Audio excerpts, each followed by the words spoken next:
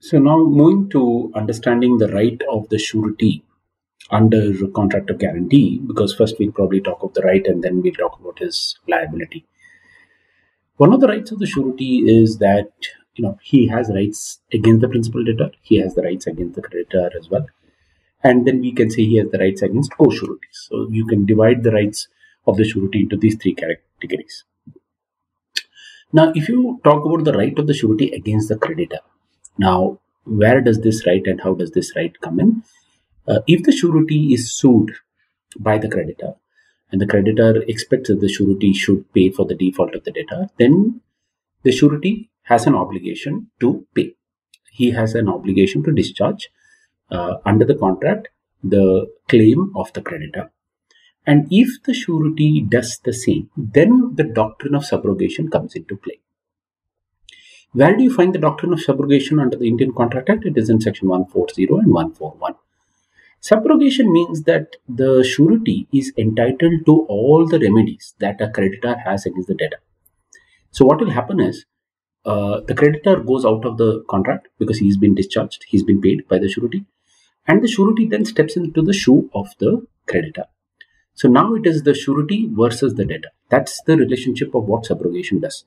So surety in subrogation gets everything that the creditor had. So the creditor is duty bound to hand over all documents, all securities, whether the surety knew about it or not. He has to now give everything to the surety and claim his discharge from the contract. That is what subrogation actually means. Subrogation means to step into someone else's obligation, someone else's role, or to take over that kind of an obligation or a role, and to empower yourself with all the rights that the creditor would have as against the debtor. So that's what subrogation will do, and we can probably understand a few cases over here. One is this State Bank of Saurashtra versus Chitranjan Ranganath Raja. In this case, what had happened is the appellant bank had allowed for a cash credit limit of 75,000 to the principal debtor. The principal debtor had pledged, as I told you, some security. The pledged assets were 5,000 tins of groundnut oil and a personal guarantee from the surety. So surety had given a personal guarantee as well. Now, unfortunately, what happens in many of the cases is that the pledged securities are either lost or they are not taken care of by the banks. Now, interestingly, please note, we say that pledge is an extension of bailment. So does the bank have a duty as a bailee to take care of the secured goods? If they fail in their duty to take care of the secured goods, what happens to the contract of guarantee, especially the rights of the surety? Now, if the security with the bank is lost, right, will it discharge the surety? Can the surety claim discharge of contract because of the bank's negligence in taking care of the security? Is the question that this case wanted to address, right? Now, what the court held is, to attract section 141, the following aspects are very important, right? The creditor should have obtained the security from the principal debtor at the time of contract of guarantee. Now, whether such a security was something that the surety knew or not doesn't matter. Okay, whatever the creditor has, he has to duty boundly give it to the surety. But if the creditor leaves or gives the security or loses such a security in a contract of guarantee without the consent of the surety, then the surety to that extent should or can claim discharge from his liability. So when the bank loses the pledged goods or the secured goods due to its own negligence, the bank cannot make the surety responsible or liable, and the surety can actually claim discharge to the extent of the value of the goods that are lost by the bank. This is a counter argument that the surety can do for his liability. He can blame the bank for its own negligence in this contract and then claim discharge to that extent. So the surety will be liable only if the bank has actually done equity or has operated the contract with clean hands without any attribution of negligence to its own conduct in that contract itself. Moving forward to look at a very important aspect of what we call as bank guarantee, the case of Maharashtra Electricity Board Bombay versus the official liquidator High Court of Ernakulam is another instant case that can be looked into. Now, a contract for the supply of goods was entered into by Cochin uh, Malabel Private Limited with Maharashtra State Electricity Board, and a bank guarantee was supplied in this case of 50,000.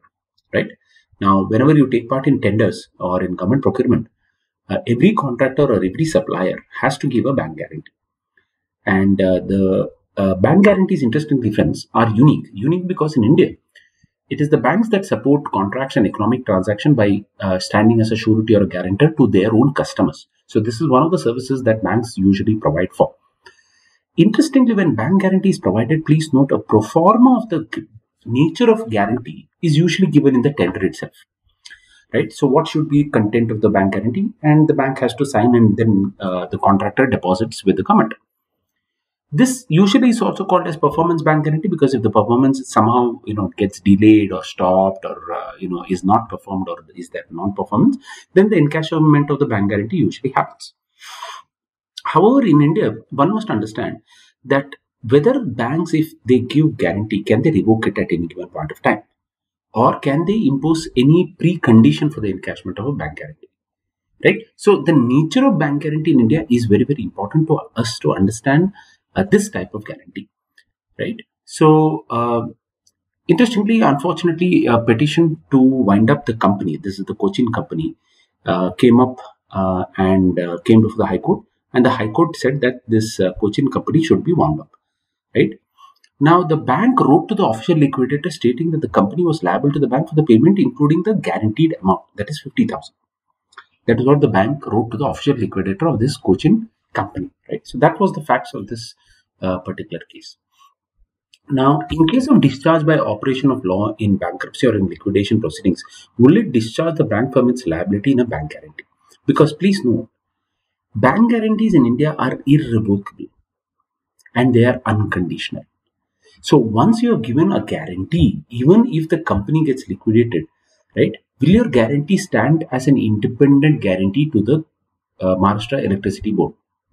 Right? This was the major issue. Now, the Supreme Court in this case held, in such a situation as the operation of law is bankruptcy or liquidation, it would not absolve the bank from its liability under the bank guarantee, and the courts would enforce the guarantee, which means that the Maharashtra Electricity Board can encash the bank guarantee when the company gets into liquidation, and the bank unfortunately cannot claim discharge from its responsibility despite the fact that the company went into liquidation. The only exception where a bank can claim discharge is in case of fraud or in case of irretrievable injustice. So bank guarantees are absolutely liable irrespective of whether the contractor does non-performance, whether he does short performance, whether he does delayed performance. And interestingly, even in case the company gets into liquidation or insolvency, the bank guarantee shall stand. Right? So the Supreme Court very interestingly says that irrespective of what happens to the tender, bank guarantee is an independent and a separate contract. It is an assurance from the bank to the government, and it is not dependent upon what happens to the contractor per se, or what is the action of the contractor per se. Right? So the underlying contract between the government and the contractor has nothing to do with the bank guarantee, and bank guarantee is a separate enforceable contract in itself, and the bankruptcy of the company does not absolve the bank from its guarantee. So it's a very significant judgment having very wide ramifications and impact, and you will notice that in most government tenders, encashment of a bank guarantee has always been a very critical issue. Not many have encashed bank guarantee, and wherever they have encashed, people don't know what is the law on bank guarantee, and we think that if the debtor or the contractor has gone insolvent or bankrupt, then the bank guarantee automatically is also discharged, or it is in the negative. Now, having said all of these, one should understand the bank guarantee is irrevocable and it is unconditional. So this is the nature of bank guarantee in India. However, banks abroad are in the habit of giving revocable as well as conditional bank guarantee. So I think when tenders ask for bank guarantee, they have to be very clear which is the bank that should give the guarantee, because in global tenders and in global contracts, it could be a bank from other jurisdictions also which may give bank guarantees. Having said this, it is also important for us to understand from the Maharashtra Electricity Board case and several other Supreme Court judgments that the courts have taken bank guarantee very, very seriously as an instrument to support economic activity. And they have said that when a bank guarantee is submitted for encashment, right, because it is a separate contract and a separate promise from the bank need not give any notice to the contract, right? The government also need not serve any notice to the contractor. So the contractor need not be informed that there is such a process of encashment that is happening. Point one. Point two, the banks cannot ask why the government is encashing bank guarantee. This question about being judgmental on the encashment of a bank guarantee, the banks are not supposed to do, neither they have jurisdiction to ask these kinds of questions. Third, and very importantly, the courts have also said that bank guarantee encashment should not be stopped by any kind of injunction or stay order from any court. Because the whole purpose of giving bank guarantee gets defeated if there is an injunction or stay that is granted by the courts. So it is supposed to be an equitable, immediate remedy for non-performance or for any kind of loss that may occur to the government, and hence any kind of court process that stops that kind of equitable remedy, or what we call a self-remedy that has been taken and for the purpose of which bank guarantee is actually given, gets defeated if lower courts start granting injunction for the same. So the ground for injunction is only if there is fraud that can be proved, or the parties can go to the court and say that the encashment will cause irretrievable injustice to them, which are very rare cases to actually prove.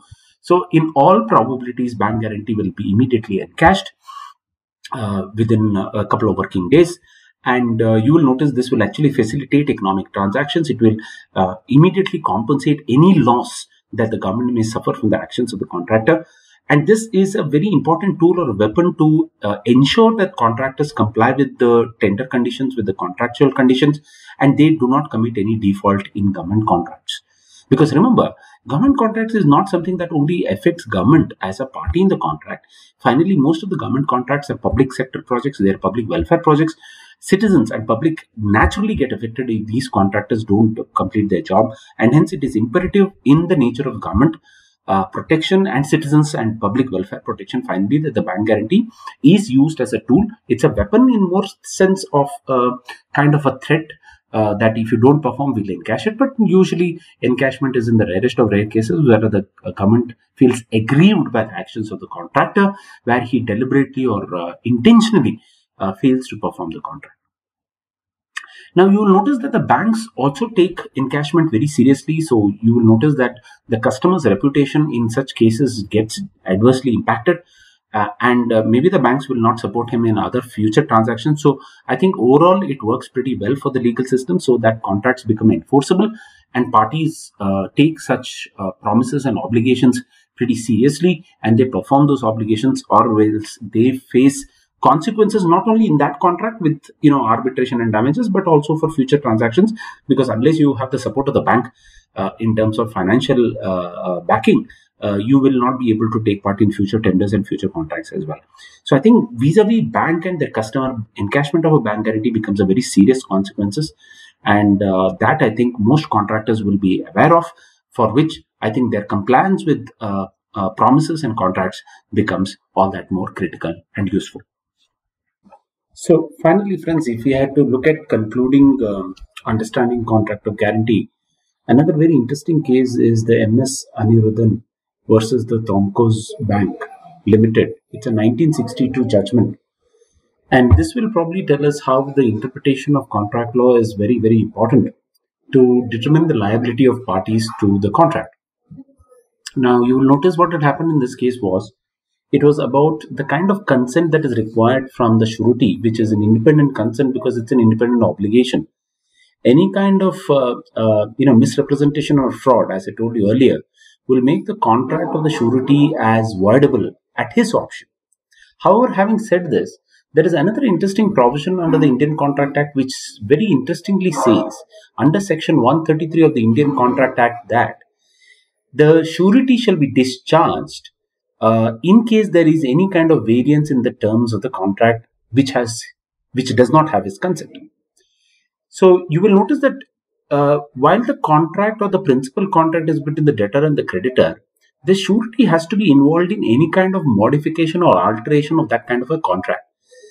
So variance in the terms of the contract affects the liability of the surety. He is also a party because we say it's a tripartite contract. And to that extent, if the surety is not involved in the changes of the terms and conditions of the contract, he can claim discharge of a contract. So there is this kind of a protection saying any variance without the consent of the surety will not be held against him, and he should be entitled to claim discharge of his contractual liability. Now, what had happened in the MS Anirudhan case was, initially the contract stated that the debt is around 25,000. Okay, the surety agreed to it. He signed the contract, and later on, when the debtor took this document which the surety had signed and he submitted to the bank said, no, look, we had only agreed to 20,000. Now, interestingly, with some kind of whitener, this 5 was changed into 20. And the loan was disbursed. Later on, the surety comes to know that, look, he had signed on a document which was 25,000, but the actual loan and the contract now says 20,000, and this is variance. So he claims that he should be discharged from his obligations under that particular contract. Now, look at it, friends. There are multiple things in this case that are very relevant and important. First and the foremost is that there is a plea called the plea of non est factum.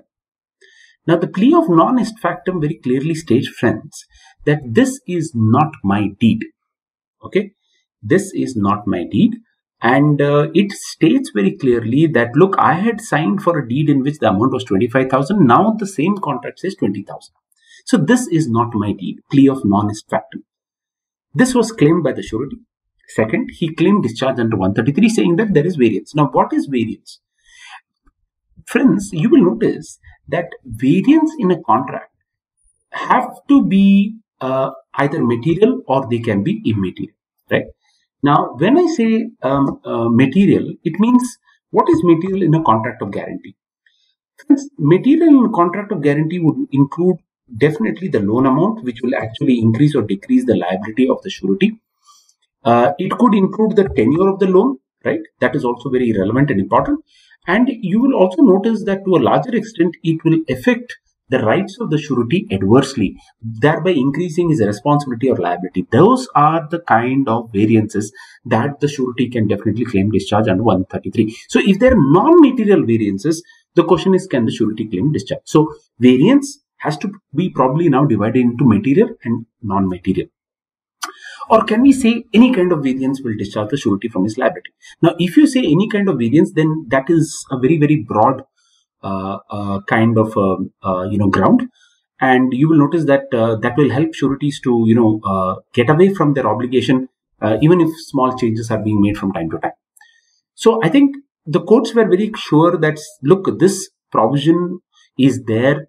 Because see, in government contracts, suppose the bank guarantee is given and the bank says if there is any kind of changes between the contractor, then any kind of variance, the banks will claim discharge of a contract. So in government contracts, variance does happen. But that variance should, one, be material, and second, it should adversely impact the surety's liability. Right? That is what the court wanted to say. Now, in this case, the variance that was from 25,000 to 20,000, actually the liability of the surety reduced. Right? Now, because there is a reduction of liability, can the surety claim discharge? Right? If there is enhancement, of course, the surety could claim discharge, because that is the reason why this section is there, to protect the interest of the surety. Right?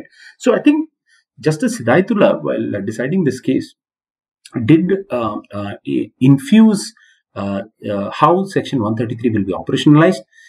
He said that, look, if the variance is significant and material, the surety can definitely claim discharge. If that significant and material variance increases or enhances the liability of the surety, then absolutely he can claim discharge. Otherwise, I think the surety cannot use Section 133 to claim discharge from his contract. That's a fantastic case for all to read and to understand. And it is one case that looks at how a small section called 133 is operationalized, interpreted by the courts of law, and why the surety has to read 133 in case he want to claim discharge from his responsibilities and obligations. I think with that, friends, we should close the discussion on contract of guarantee. What we have learned so far is that this is a very important kind of a contract. It's a tripartite contract. There are different forms of guarantee, bank guarantee being the most significant form that supports government contracts. Bank guarantee is a separate and independent contract. It is not dependent upon the underlying contract between the government and the contractor. It can be encashed without condition. It cannot be revoked. There are only few grounds on which an injunction or stoppage of the encashment of a bank guarantee can be done. Fraud and irretrievable injustice are two grounds. Operationalizing bank guarantee becomes very, very critical. It is performance bank guarantee. It impacts everyone around. And we have seen how the liability of the surety is coextensive with that of the principal debtor. When I say coextensive, it means that the surety can be sued first. The debtor need not be sued at all. So the creditor can come to the surety and claim the money. So he can be sued first. The decree also can be implemented against the surety first. So the term coextensive has been very widely interpreted by the courts. And the surety can then claim subrogation. He can step into the shoe of the creditor and claim subrogation if he discharges the liability of the creditor. And we know that the surety can claim discharge in case of variance, but that variance has to be significant in material and adversely impact his liability. So I think these are some of the aspects that contract of guarantee clearly demarcates. What is important for us to understand here is also that when you talk about any of these special contracts, be it guarantee or agency, as what we're going to discuss next, there is an implied indemnity in all these cases, right? So the debtor has to indemnify the surety because of the debtor's fault. If the surety has incurred some responsibility, there is an implied indemnity that the debtor should give the surety. That's always the case, right? So indemnity is there in several other forms of contract, and rather it is implied in every contract. That due to your actions, if someone suffers any kind of an injury, you are duty bound to indemnify the same. So that's the sum and substance of the contract of guarantee, and we should now then move on to contract of agency as our next discussion.